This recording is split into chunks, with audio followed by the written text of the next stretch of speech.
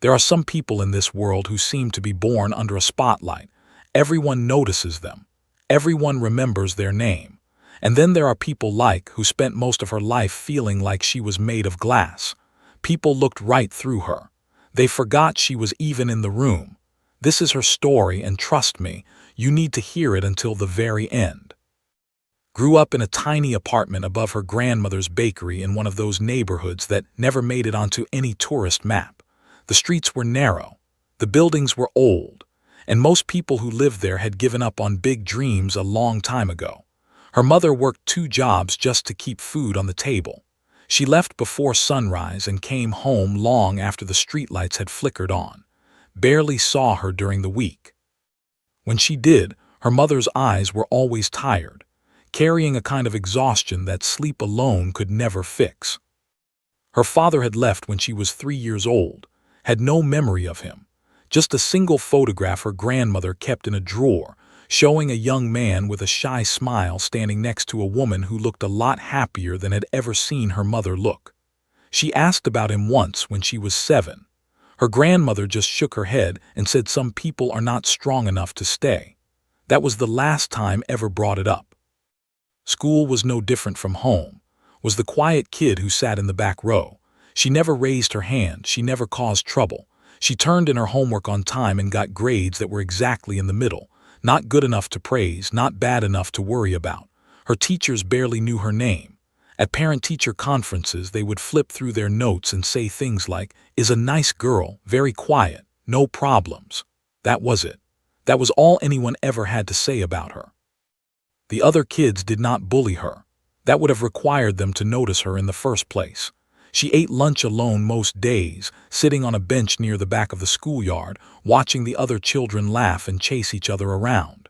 She was not sad about it, not exactly. She had simply accepted that this was her place in the world. Some people shine. Some people fade into the background. Had decided early on which category she belonged to. But there was one thing that made her feel alive. One thing that made her forget she was invisible. It started when she was 9 years old. Her grandmother had taken her to the back storage room of the bakery to help organize some old boxes. That was when saw it for the first time. An old upright piano, pushed against the wall and covered in dust. Half the keys were yellow with age. The wood was scratched and faded. It looked like something people had thrown away and forgotten. Walked over to it slowly like she was approaching a sleeping animal. She pressed one key. The sound that came out was slightly out of tune, a little broken, but to her it was the most beautiful thing she had ever heard. She pressed another key, then another. Her grandmother watched from the doorway with a strange look on her face. She did not say anything. She just let play. From that day on, the piano became secret world. Every day after school, while her mother was still at work and her grandmother was busy in the bakery, she would sneak into the storage room and play. She had no teacher. She had no books. She just listened to songs on an old radio her grandmother kept in the kitchen and tried to copy what she heard. It took her months to figure out a single melody. Her fingers were clumsy. She made mistakes constantly, but she did not care. For the first time in her life, something felt right. By the time she was 12, she could play almost anything she heard. She would close her eyes and let her fingers move on their own, and the music would pour out of her like water from a broken dam. She never played for anyone, not even her grandmother. She was too afraid. Afraid that if she shared this one special thing, someone would find a way to take it from her. Or worse, they would tell her she was not good enough, that she was ordinary, that she should stop dreaming and focus on something realistic. That last fear came true when she was 15. Had made the mistake of telling her school counselor that she wanted to study music after graduation. She had practiced saying it in the mirror for 3 days before the meeting. When she finally sat in that small office, with its motivational posters and fake plants, she felt her heart pounding so hard she thought she might faint. But she said it anyway. She told him she wanted to be a pianist. The counselor was a middle-aged man with a kind face and tired eyes. He looked at her file for a long moment. Then he leaned back in his chair and let out a small sigh. He said gently, "Music is a very difficult field, very competitive. Most people who try to make it end up disappointed." He paused and gave her a smile that was meant to be encouraging but felt like a door closing. Have you thought about something more practical? Maybe accounting or nursing. Those are good, stable careers. Did not argue. She just nodded and said she would think about it. When she got home that night, she did not go to the storage room. She did not play the piano. She just lay on her bed and stared at the ceiling and wondered if the counselor was right. Maybe she was fooling herself. Maybe the music she heard in her head, the songs that felt like they were written in her bones, maybe none of it mattered. Maybe she really was nothing special. Her grandmother found her like that hours later. The old woman sat on the edge of the bed and took's hand. She did not ask what was wrong. She just held her hand and waited. Finally, told her everything. About the counselor, about feeling invisible, about being afraid that she was wasting her time on a dream that would never come true. Her grandmother listened without interrupting. When finished, the old woman was quiet for a long moment. Then she said something would never forget. When I was young, her grandmother said softly, everyone told me a woman could not run a business. They said I should get married and stay home. I did not listen. I worked 20 hours a day. I failed more times than I can count.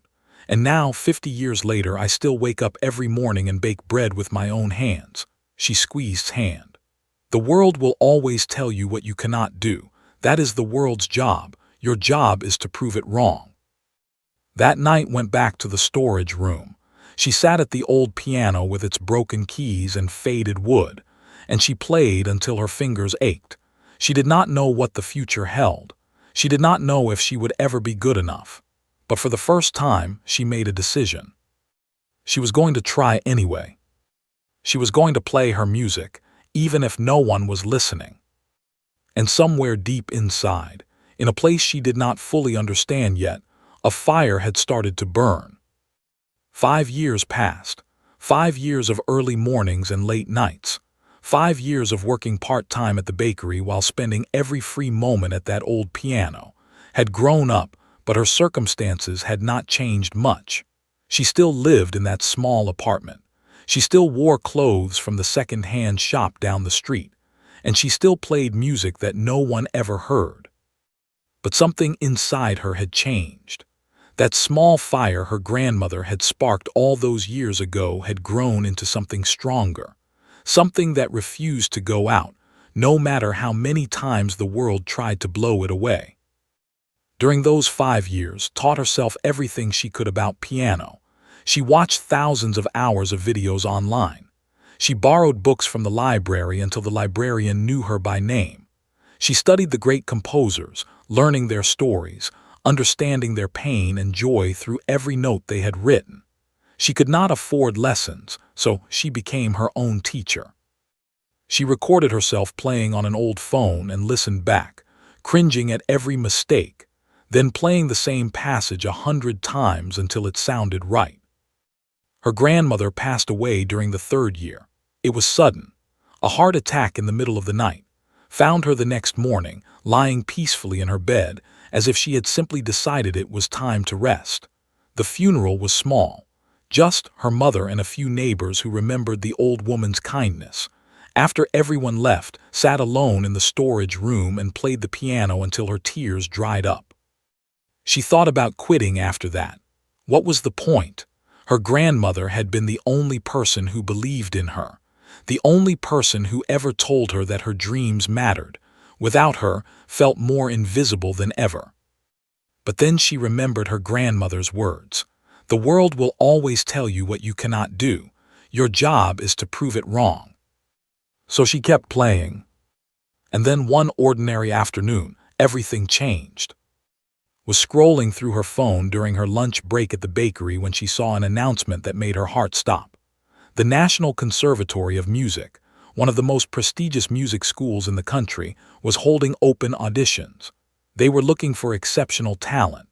The top performers would receive full scholarships, covering tuition, housing, and everything else. It was the kind of opportunity that could change a person's entire life. Read the announcement 3 times. Then she put her phone down and stared at the wall for a very long time. She had dreamed about something like this. Late at night, When she let herself imagine a different future, she had pictured herself studying at a real music school, learning from real teachers, playing on pianos that were not held together by hope and duct tape. But those were just fantasies. They were not meant to come true for someone like her. Still, she could not stop thinking about it. That night she filled out the application. Her hands were shaking the entire time. The form asked for her training history. She wrote self-taught. It asked for letters of recommendation from instructors. She left that section blank. It asked for a list of competitions and awards. She had none. By the time she finished, her application looked so empty compared to what the other candidates would surely submit. She almost deleted the whole thing. But she pressed send anyway. 3 weeks later, she received an email. She had been granted an audition slot. The date was set for a Saturday morning, 1 month away. Did not tell anyone except her mother, and even then she only mentioned it casually like it was no big deal. Her mother looked at her with tired eyes and said, "That's nice, sweetheart. Good luck." Then she went back to folding laundry. Did not blame her. Her mother had spent too many years being disappointed by life to get excited about anything anymore. The month passed in a blur of practice, played until her fingers cramped. She played until the neighbors knocked on the wall. She played until she fell asleep at the piano and woke up with key marks on her cheek. She was preparing a piece she had written herself, a melody that had been living inside her for years. It was not flashy. It was not technical, but it was true. It was the most honest thing she had ever created. On the morning of the audition, woke up before dawn. She put on the nicest clothes she owned, a simple blouse she had bought for $3 at a thrift store and an old skirt that had belonged to her grandmother. She looked at herself in the mirror and tried to see what the judges would see. A girl with no training, no connections, no fancy clothes, no reason to be taken seriously. She almost did not go. But she thought about her grandmother, about all those years of playing alone in that storage room, about every person who had ever looked through her like she was not there, and she walked out the door. The conservatory was in the wealthy part of the city, a place had only seen in photographs. The building was enormous, with tall white columns and windows that sparkled in the morning sun. Expensive cars lined the street. People in designer clothes walked up the steps like they owned the place. Because in a way, they did. This was their world, was just a visitor. She signed in at the front desk.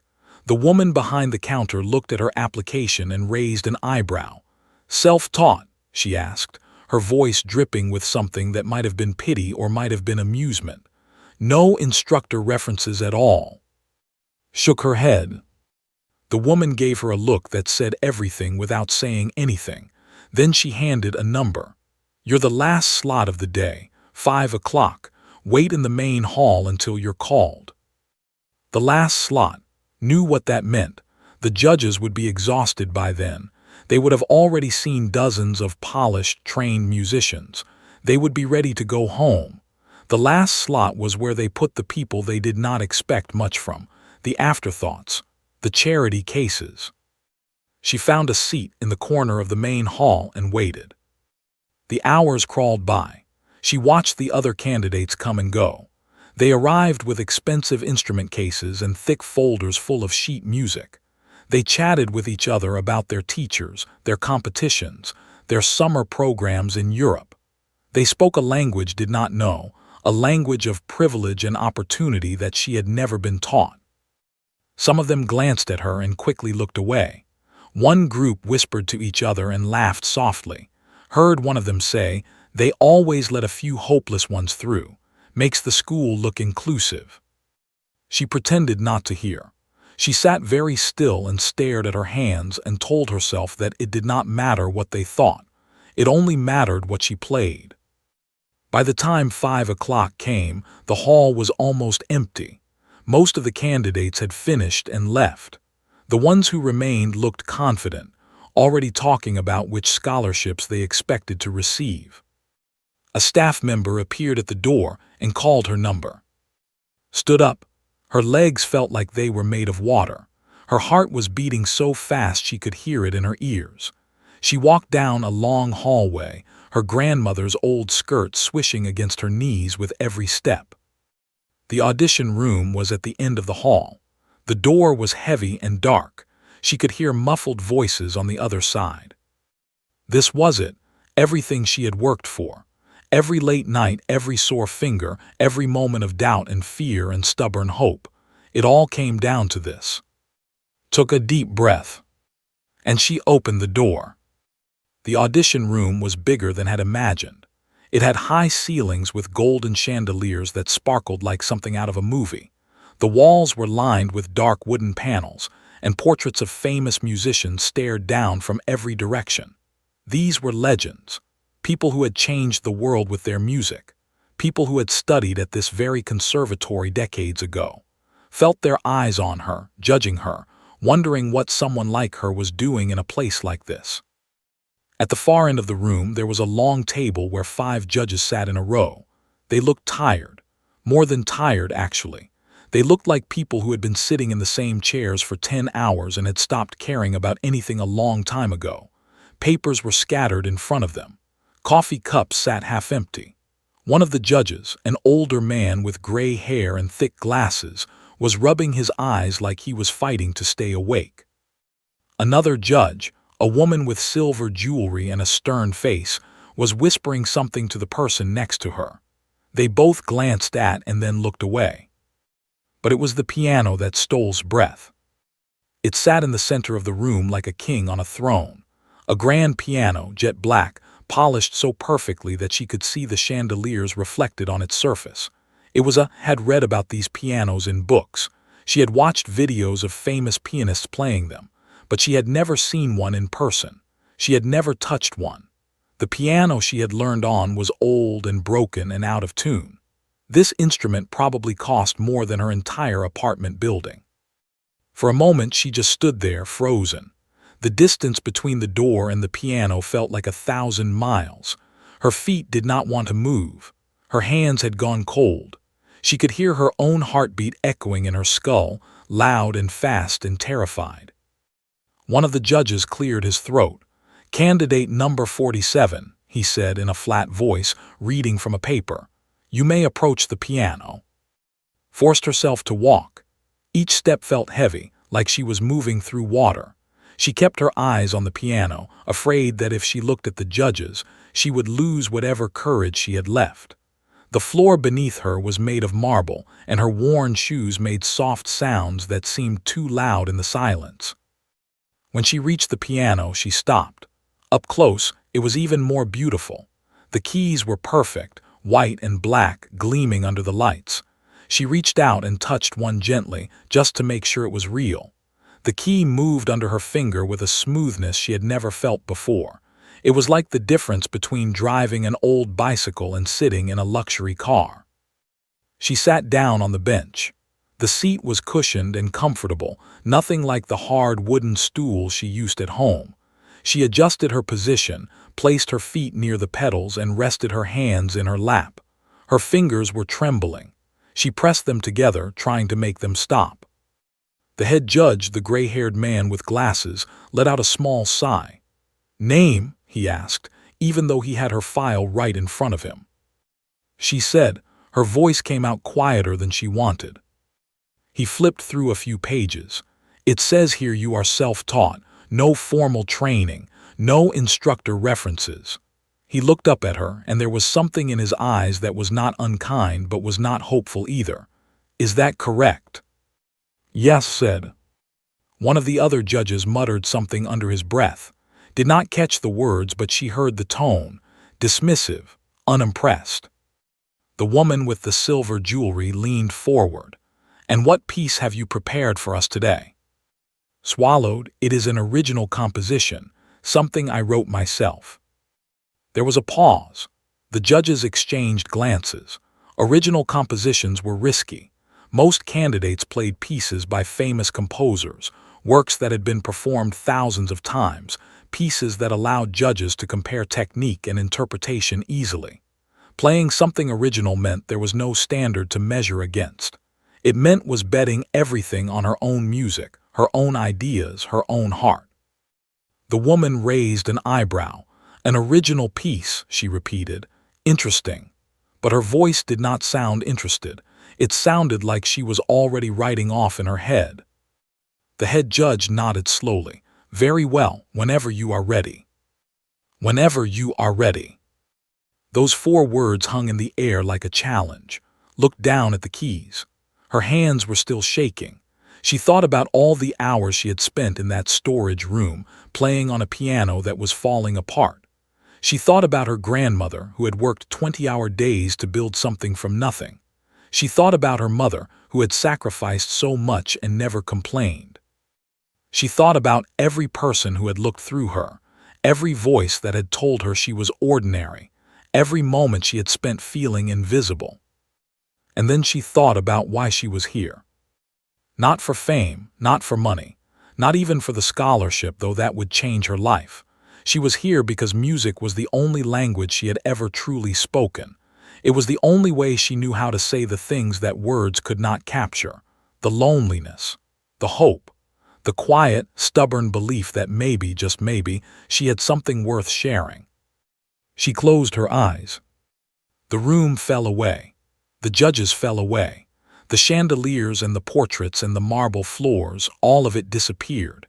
In the darkness behind her eyelids, there was only and the piano, 2 old friends who had been through everything together.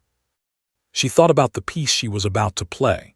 She had written it over the course of 3 years, adding notes and changing melodies until it felt exactly right.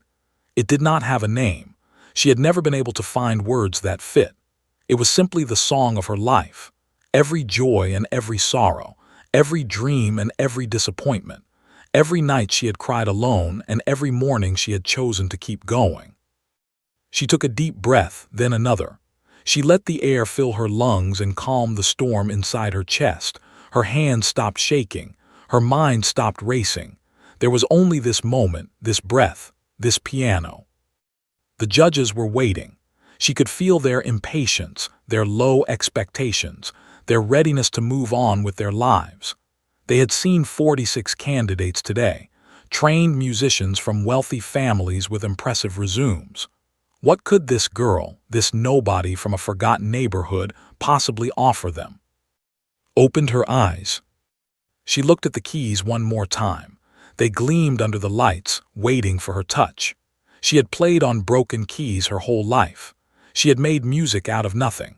She had taught herself everything she knew, 1 note at a time, alone in a dusty storage room while the world ignored her.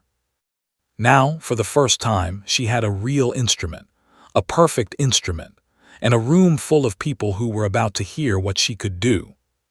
She placed her fingers on the keys. The ivory was cool and smooth beneath her fingertips. She could feel the weight of the moment pressing down on her, but she did not let it crush her. She had carried heavier things. She had survived harder days. This was just another step on a road she had been walking her entire life. She thought of her grandmother one last time. She could almost hear the old woman's voice, warm and steady, whispering in her ear. The world will always tell you what you cannot do. Your job is to prove it wrong. Took 1 final breath. And then she began to play. The first note was soft, so soft that the judges barely heard it. It floated into the room like a whisper, like a secret being told to someone you trust. It hung in the air for just a moment before fading into silence. Then came the second note, and the third, and slowly, gently, a melody began to take shape. It was not what anyone expected. The judges had spent the entire day listening to complicated pieces, fast passages that showed off technical skill, dramatic crescendos designed to impress, music that was loud and confident and demanding attention. But this was different. This was quiet. This was humble. This was a girl sitting at a piano and opening her heart for strangers to see.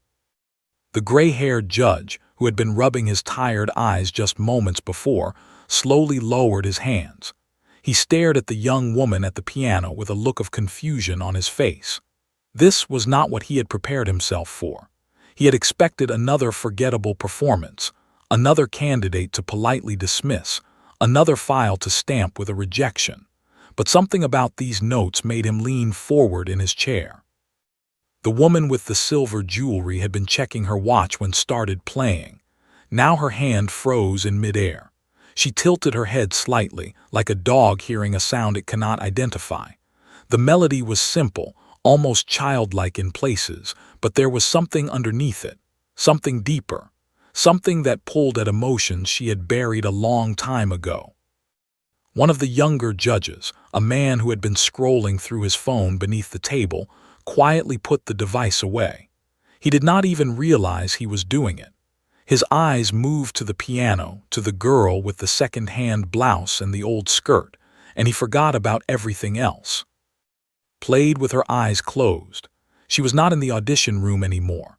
She was somewhere else entirely. She was 9 years old again, pressing the keys of that dusty piano for the first time. She was 12, playing alone in the storage room while the smell of fresh bread drifted in from the bakery. She was 15, lying on her bed after the counselor told her to give up. She was 20, holding her grandmother's hand at the funeral and promising herself she would not quit. The music told all of it, every memory, every feeling, every moment that had shaped her into who she was. The melody grew. It started to climb, note by note, like someone walking up a long staircase. There was hope in it now, a fragile, trembling hope that did not know if it would survive but refused to die.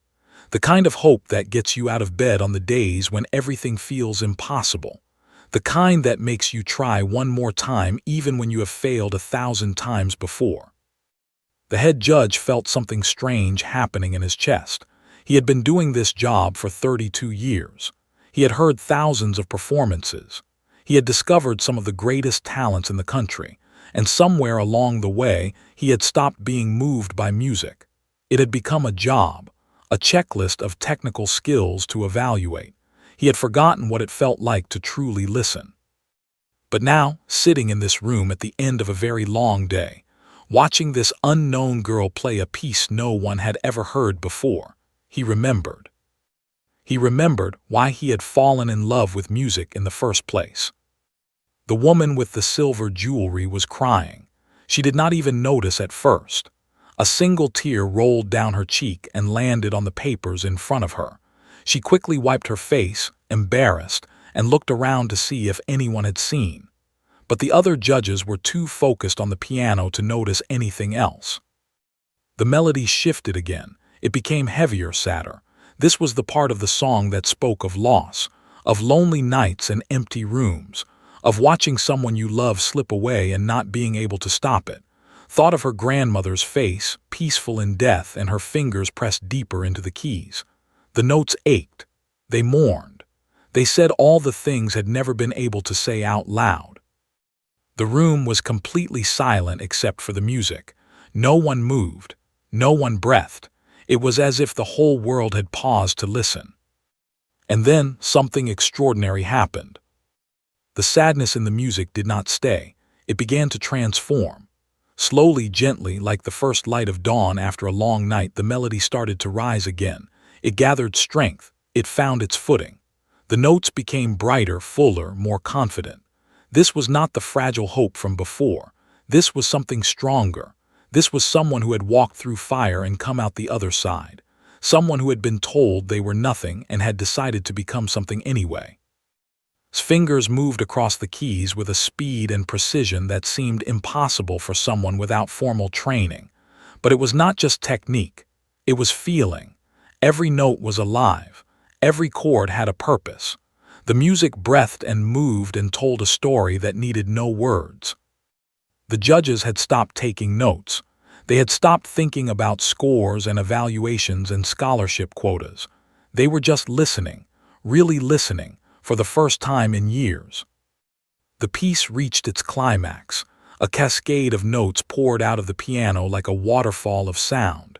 It was overwhelming and beautiful and almost too much to bear. His whole body was moving with the music now. She was not just playing the piano. She had become part of it. The instrument and the musician were one. And then, just as suddenly as it had built up, the music began to quiet down. The storm passed. The cascade became a stream, then a trickle, then just a few scattered drops of sound. The melody returned to where it had started, soft and simple and honest. A whisper again, a secret. But this time it was not asking to be heard.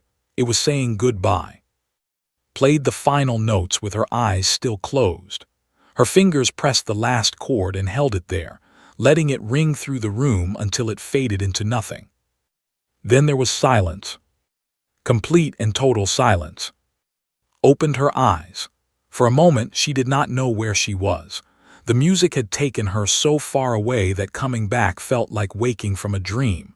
She blinked at the bright lights, at the golden chandeliers, at the portraits on the walls. And then she looked at the judges. They were staring at her. All 5 of them completely still. Their faces were unreadable, felt her heart drop. She had done something wrong, she had made a mistake. The piece was too strange, too personal, too different from what they wanted. She should have played something safe. She should have chosen a famous composer. She should have. The gray-haired judge slowly took off his glasses. He rubbed them with a cloth from his pocket, even though they did not need cleaning. It was something to do with his hands, something to help him process what he had just heard. When he finally spoke, his voice was rough. "Where," he said quietly, "did you come from?" Did not understand the question. "I'm sorry." The woman with the silver jewelry was still wiping tears from her eyes. "Your application," she said, her voice shaking slightly. "It said you have no training, no teachers. Is that really true?" "Yes," said, "I taught myself, on an old piano in my grandmother's bakery." The judges looked at each other. Something passed between them.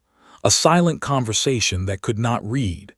The head judge put his glasses back on and stared at her for a long moment. "That piece you just played," he said slowly, "you wrote that yourself?" Nodded, "Yes." Another long pause. The head judge leaned back in his chair and let out a breath he seemed to have been holding for a very long time. "In 32 years," he said, "I have never heard anything like that." And for the first time since she walked into the room, allowed herself to hope that maybe, just maybe, the world was finally ready to hear her. The letter arrived on a Tuesday morning. Was helping her mother fold laundry when she heard the mail slot click. She walked to the door without any real expectation. It had been 2 weeks since the audition, and she had convinced herself that she had failed. The judges had been polite, but polite did not mean anything. People were always polite before they rejected you. But when she picked up the envelope and saw the conservatory's golden seal in the corner, her hands started to shake. She did not open it right away. She stood in the hallway for a full minute just holding it. The envelope was thick. She had read somewhere that rejection letters were thin because they did not need to explain much.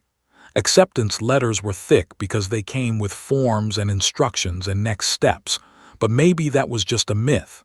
Maybe thick envelopes meant nothing at all. Her mother appeared in the doorway. "What is that?" Could not speak. She just held up the envelope. Her mother's eyes went wide. She walked over slowly, drying her hands on her apron, and stood next to her daughter. Neither of them said anything. The apartment was completely silent. Finally, tore open the envelope. There were multiple pages inside. Her eyes scanned the first one, looking for the words that would decide her future. And then she found them. "We are pleased to inform you that you have been accepted into the National Conservatory of Music with a full scholarship." She read the sentence 3 times. Then she read it again. The words did not change. They stayed right there on the page, black ink on white paper, telling her that everything she had dreamed of was actually going to happen. Her mother grabbed the letter from her hands and read it herself. And then she did something had not seen in years. She started to cry. Not quiet tears, but real sobs that shook her whole body. She pulled into a hug so tight it was hard to breathe. "My baby," she kept saying, "my baby girl." Cried too.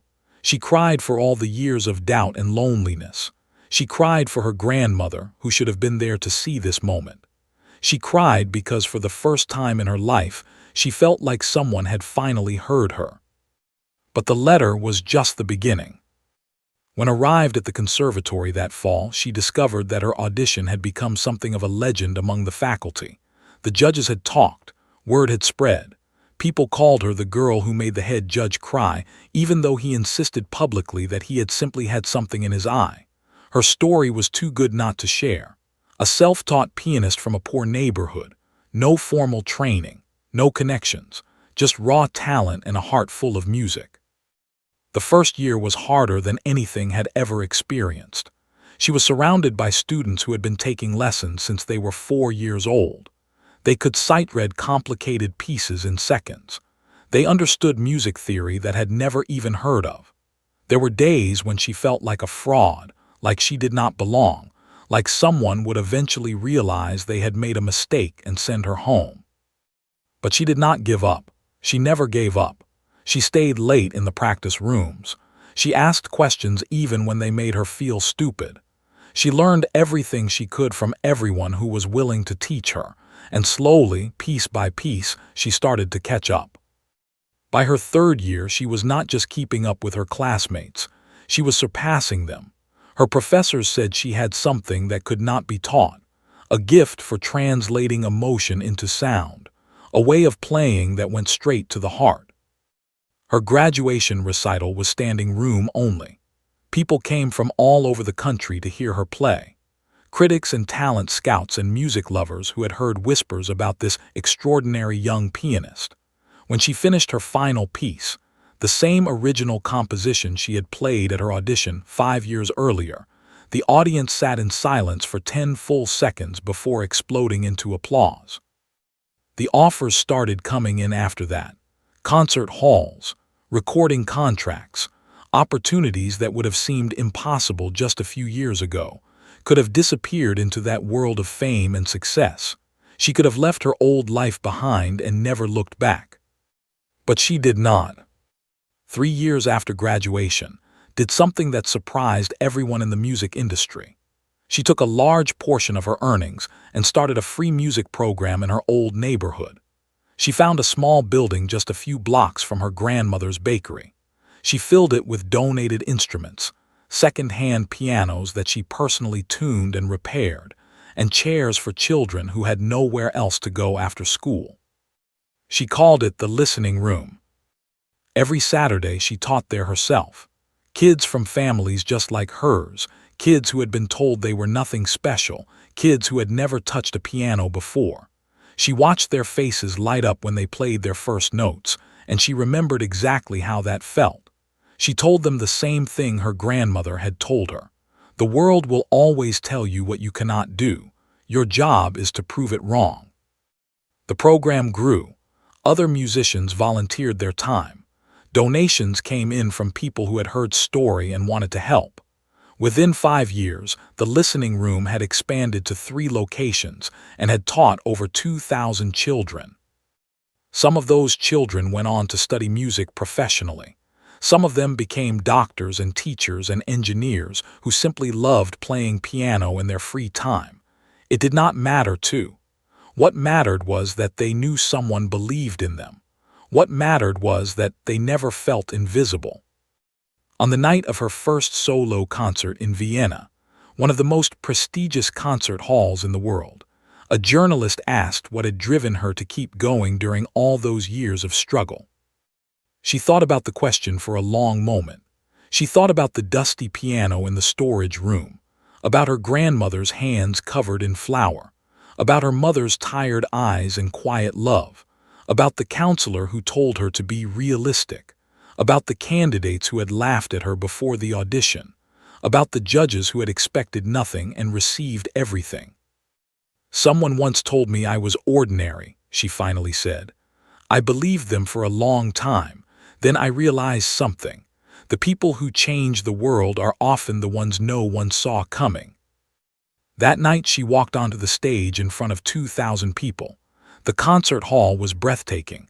Golden walls, crystal chandeliers, velvet seats filled with people who had paid hundreds of dollars to hear her play. It was a long way from a storage room above a bakery. But when sat down at the piano and placed her fingers on the keys, she was not thinking about any of that. She was thinking about a 9-year-old girl who had pressed a single key on a broken piano and heard the most beautiful sound in the world. She was thinking about all the invisible kids out there who were still waiting for someone to notice them. She played the same piece she had always played, the same melody that had started as a whisper in a dusty room and had carried her all the way here. And when the final note faded into silence, the audience rose to their feet with tears in their eyes. They did not clap because she was famous. They did not clap because she was technically perfect. They clapped because they had felt something, something true, something real, something that reminded them that greatness does not always announce itself with fireworks and fanfare. Sometimes it arrives quietly, in second-hand clothes, with no training and no connections. It sits down at a piano, takes a deep breath, and changes everything. Sometimes, the ones they call nothing special turn out to be the most extraordinary of all.